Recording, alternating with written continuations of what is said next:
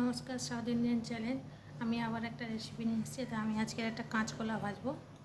দেখুন, এই কাঁচকলাটা আমাদেরকে কেটে দেখাবার জায়গা নেই, তাই জন্য আমি ওটা কলাটা দেখাচ্ছি। কলাটা কিন্তু আমি কোনো খোসা ছাড়াবো না। খোসা না ছাড়িয়ে আপনারা অনেক রকম করে কলা ভেজে খেয়ে আমি কিন্তু খোসাটা ছাড়াবো না, এইভাবে খোসাটা থাকবে, শুধু এটা কেটে ফেলে দেবো, দিয়ে আমি ছোটো করে কেটে আনবো। ততক্ষণ আমার আমি এখানে গ্যাস চালিয়ে কড়াটা বসিয়ে দিয়েছি।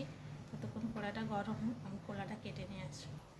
তেল বন্ধুরা, কড়াইটা আমার বসিয়ে দিয়েছি, গরম হয়ে গেছে। দেখুন, আমি খোসা শুদ্ধ কলা কিন্তু খোসা ছাড়াইনি। দুটো কলা নিয়ে নিয়েছি, আমি কোনো খোসা ছাড়াইনি, খোসা সব আছে। আমি এখানে একটু তেল দিয়ে দিলাম।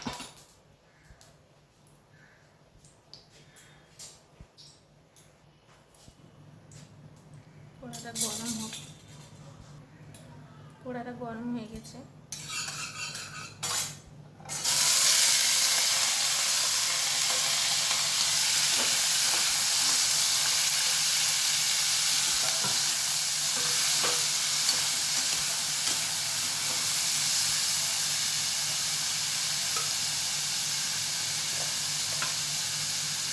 আমি এখানে দিয়ে দেবো একটু লবণ।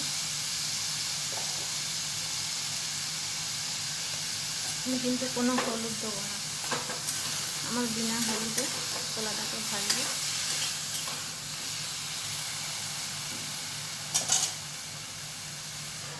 এটা আস্তে আস্তে স্লো আছে, এইভাবে সেদ্ধ হতে থাকবে।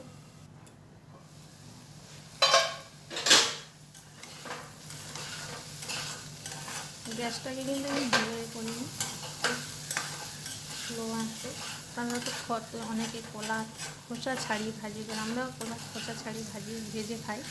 আজকের আমি কলার খোসাটা ছাড়াইনি। কলার খোসা না ছাড়িয়ে ভাজলে কীরকম লাগবে।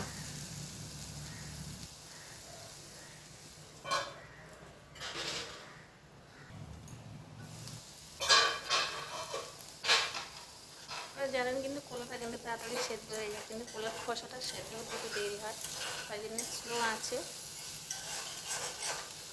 আমি কলা কিন্তু সেদ্ধ হয়ে গেছে, কিন্তু কলার খোসাটা একটু বাকি আছে, তাই জন্য আমি এটাকে স্লো আছে আবার ঢাকা দিয়ে রেখে দিচ্ছি।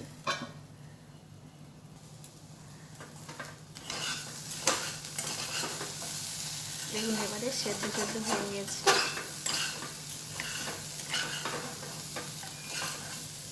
সেদ্ধ হয়ে গেছে, এটা এমনি আলাদা করে রাখি। এবারে তার সাথে রসটা শুকিয়ে যাবে।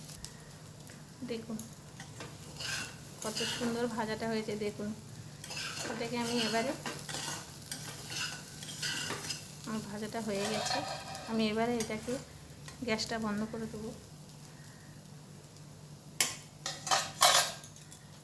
গ্যাসটা আমি বন্ধ করে দিয়েছি। এবারে এর মধ্যে আমি দিয়ে দেবো 1 চামচ লঙ্কা। আমি এতে লঙ্কার গুঁড়োটা দিয়ে দিলাম।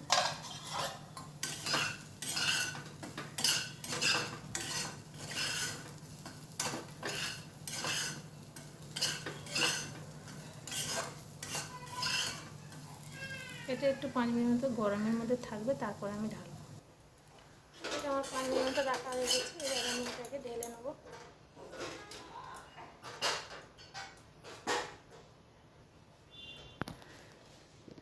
দেখুন এটা কত সুন্দর হয়েছে ভাজাটা।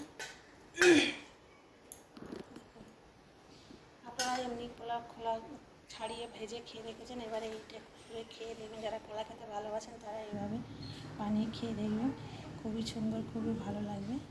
টাটা বন্ধুরা।